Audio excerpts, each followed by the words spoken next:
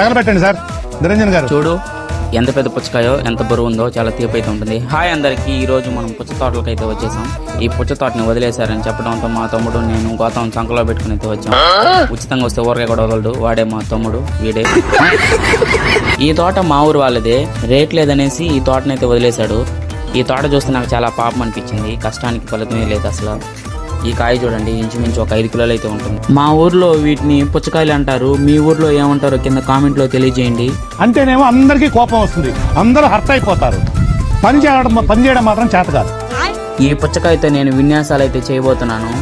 ఇది నిపుణుల పర్యవేక్షణలో మాత్రమే చేయాలి, ఇంటి దగ్గర అస్సలు చేయకండి, చాలా ప్రమాదకరం ఇదైతే. నాలాగా ఒంటి చేత్తో కొట్టాలంటే కొంచెం ధైర్యం ఉండాలి, జిమ్ బాడీ అయి ఉండాలి. First point. పుచ్చ తోటలోకి వెళ్ళిన తర్వాత ఇలా పుచ్చకాయలు పాల్గొట్టుకుని తింటే అక్కే వేరు. ప్రోటీన్స్, విటమిన్స్ గల ఈ పుచ్చకాయ తినడం వల్ల నాకు బలం అయితే వచ్చింది. అలాగే గోతం కూడా నిండి